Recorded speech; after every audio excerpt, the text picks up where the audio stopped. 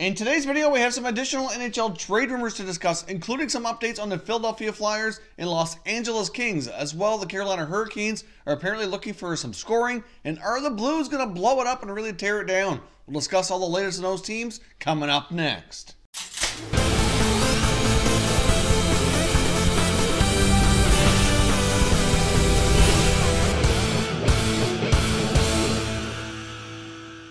Hey everyone, and welcome back to another video here at Top Shelf Hockey. If you're new to the channel, thanks for stopping by.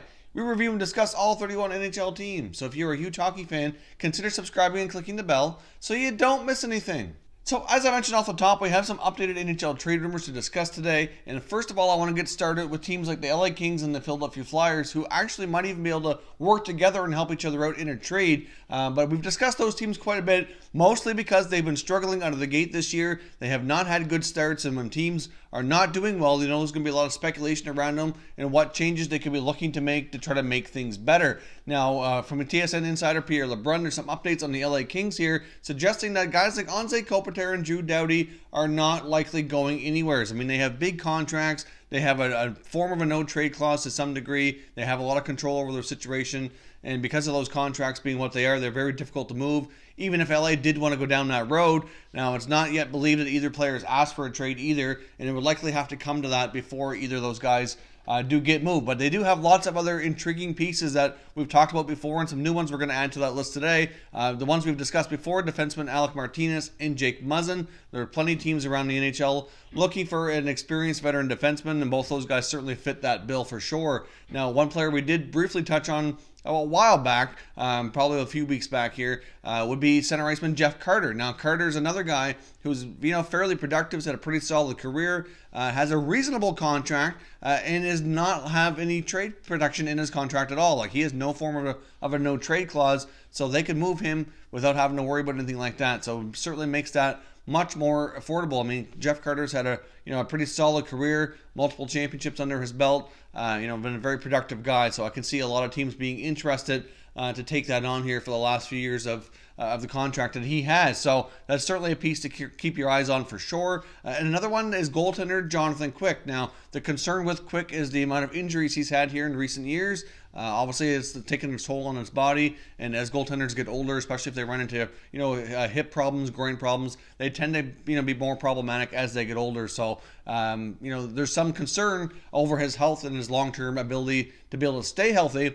But his contract, again, is fairly reasonable, and he does not have any trade protection either. And with the emergence of some other goaltenders here while he's been out, it's certainly shown that they might very well be okay. Between Campbell and Cal Peterson, they're certainly capable of probably taking over the net here in the short term. So they might be more comfortable in moving Jonathan Quick and giving their team, an opportunity here to go with their younger goaltenders, get some assets back for Quick, and kind of start to move forward in a new direction. So certainly an interesting thing to keep your eye on. As we know, there's plenty of teams around the NHL looking for some goaltending upgrades.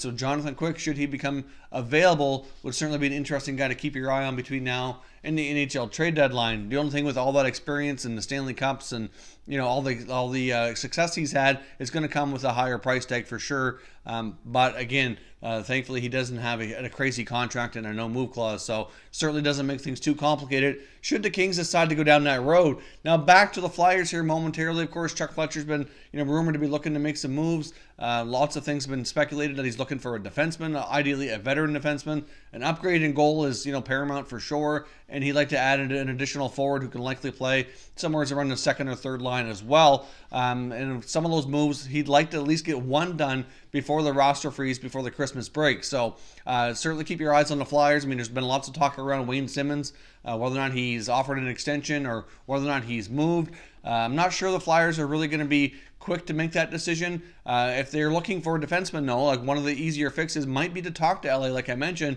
with guys like Muzzin and Martinez likely available. Maybe one of those two guys could certainly, fit into the mold of what they're looking to add on the back end. So those two teams likely could get together. Now, of course, when it comes to Wayne Simmonds, according to Sportsnet, there's a number of teams likely interested in some potential landing destinations that include teams like we mentioned before. Could the Leafs be interested? Well, again, I personally don't see a fit with Toronto and Wayne Simmonds. Not that he couldn't add that grid. He certainly could add another dimension to their forward group that they don't already have. But, who's he going to replace in their lineup? Who are they going to move out for him? He's a rental situation. Is it really worth it given their situation, for what he's going to bring? I'm not real sure that makes a lot of sense. But there's other teams too, like the Buffalo Sabres were a team that's mentioned, the Dallas Stars, the Avalanche, the Anaheim Ducks, Boston as well. There's lots of teams, according to Sportsnet, that are likely landing destinations for Wayne Simmonds should the Flyers go down that road. But it's not completely ruled out that they won't offer him an extension as well. So LA and Philly are certainly going to be two active teams between now and the deadline, and I would not be surprised to see either team make at least one move before the Christmas roster freeze. Now let's jump over and discuss the Carolina Hurricanes. Now, as we know, this team has a fair bit of young talent. Sebastian Aho's having a fantastic year. Andrei Svechnikov's finally picked up the scoring pace as well. They have a lot of young pieces to really build around in Carolina, but they're having a hard time putting the puck in the net.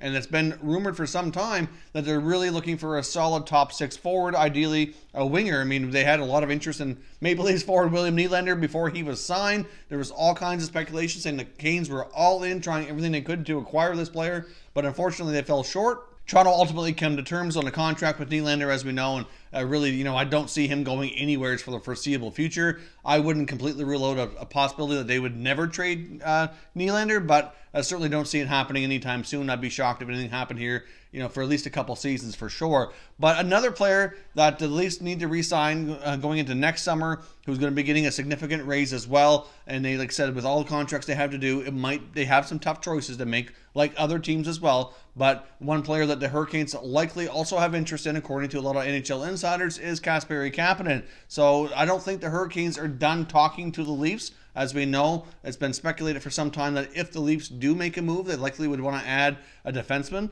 That would make a lot of sense. Now, there's been some talk about them adding like a gritty type forward as well. But for me, it makes more sense to add on the back end. And of course, Carolina has a ton of defensemen that they likely need to move one or two of those guys anyway. So it makes a lot of sense that they do have a connection there for what they each want and what they have to offer. So I don't think that necessarily a deal is going to happen for sure, but I do see the fact that the Hurricanes and Leafs likely do continue talking, or at least at the very least the Hurricanes wanting to talk to the Leafs, because they do have some very interesting, attractive young forwards that they might have difficult signing this season, off-season. So we'll see how that goes, but the Hurricanes definitely out there looking for scoring. They've made it known. A quote from Tom Dundon, the owner, said that they're looking for a sniper.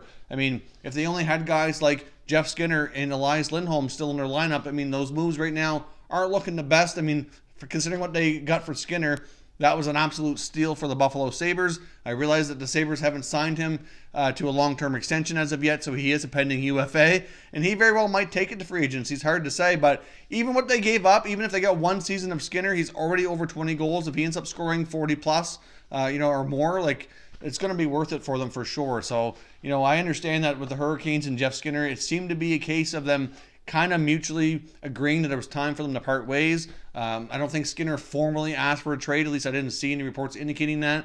But it looked as though they wanted to go in a new direction. He was not opposed to leaving.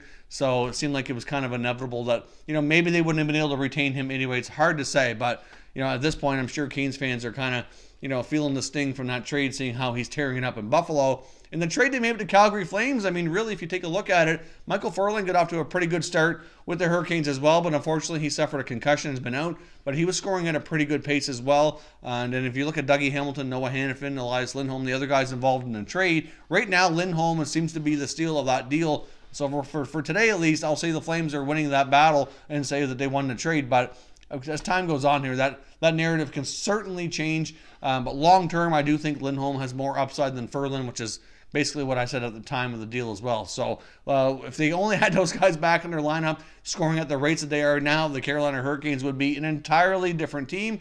But sometimes you can't predict the future. And like in Skinner's case, like I said, I think it was time to move on. And in Lindholm's case, really, if he was in Carolina, would he be putting up those numbers?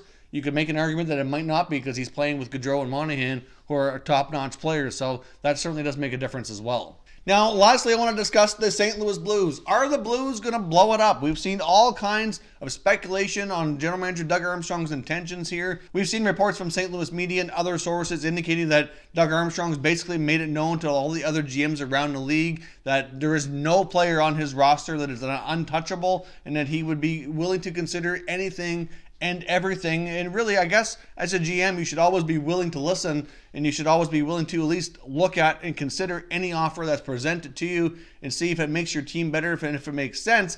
But really, if you take a look at a lot of the guys in their team, like they're a lot of their core pieces. They're not older guys. Like, they're still young enough that they have a lot of potential. I mean, if you take a look at Vladimir Tarasenko, Ryan O'Reilly, you got Braden Shen, Jaden Schwartz, Jake Allen, Colton Parayko, Alex Pietrangelo. I mean, Petro is probably the older one of the group, but not by much. He's still, only in his later 20s. So, with most of those other guys being, 27, 28, 26, around that range. So there's still a big window of opportunity if they can get this thing together. Personally, I don't think the Blues need to blow it up. They do need to make some changes. I think they need to start by getting themselves a real solid head coach. I mean, obviously, Mike Yeo wasn't cutting it. I don't think Berube's getting it done either. They need a new coach to come in and really, get them some new ways of doing things. That their defense has been absolutely atrocious. So I do think that if they could use an upgrade anywhere, it would be on defense. So is trading their captain and their best defenseman, Pietrangelo, really the answer?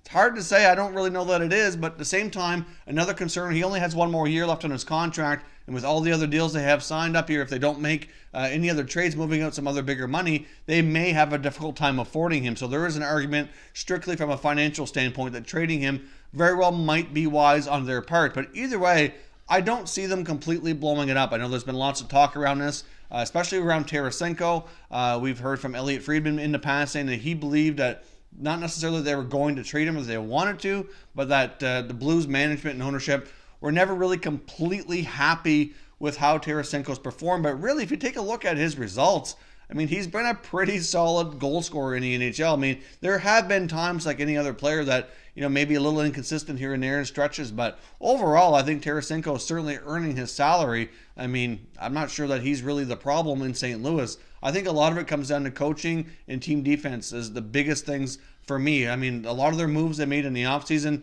really made them on paper look like a really deep team. But like I said before, I just don't feel like they haven't been playing like that all the time, at least. But their younger players have stepped in. Robert Thomas has been fairly impressive. Kyrou has played well when he's had an opportunity as well. So, I mean, there's a lot of good pieces there. So I'd be shocked if we seen the big move out of St. Louis like a Tarasenko. Now, I would be less shocked if it was Pietrangelo. I can see them maybe moving maybe one of the core pieces, maybe. But I don't think it would go beyond that. I mean, the Blues a few years ago kind of attacked the core, shook things up as well. I mean, we saw TJ Oshie get moved, and then we saw Backes leave via free agency. So there was already a bit of a shakeup in their previous core. But their core right now is pretty solid, I think. They're still young enough. If they can get the right head coach in front of them and maybe just do a minor shakeup, I think the Blues could be okay. Obviously, like I said, they've been having trouble getting consistent goaltending. But I've always said all along, I really don't think Jake Allen's the issue.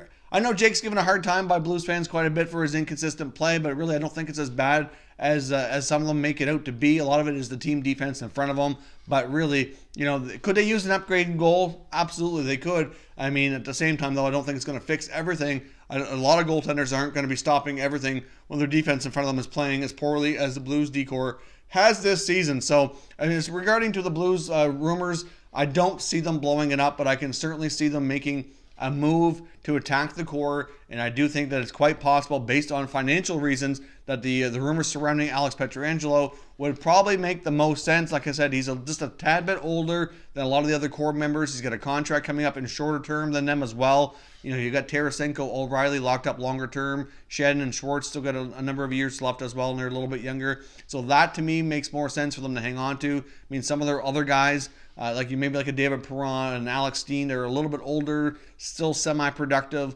Maybe, we could see like a player like that move. On defense, I mean, you're likely going to see Jay Bouwmeester likely be done as as going to being a free agent this summer. He likely doesn't return. Gunnarsson as well. So they're certainly going to be looking for some different defensemen to kind of move in and take on some bigger minutes. So from that argument, you could probably say it doesn't make sense to trade Pietrangelo. So it's really hard to say what the Blues do, but I just don't see them completely tearing it down and blowing it up like a lot of the rumors out there have suggested. So give me your thoughts down below in the comment section. What do the Blues need to do? Do they completely blow it up, tear it down, and kind of really start rebuilding here? Or do they maybe just do a quick retool, maybe make one trade around the core of the team, get themselves a good head coach to really implement some good systems, and they should actually be okay from there. So let me know what you think, and we'll continue the conversation in the comment section. If you're new to the channel, I hope you consider subscribing. We cover all 31 NHL teams, and there's plenty of content here for all hockey fans to enjoy. So if you're new, hit that subscribe button. And if you like this video, give it a thumbs up before you go. I'd appreciate it if you did. As always, thank you very much for watching, everybody. We will catch you next time.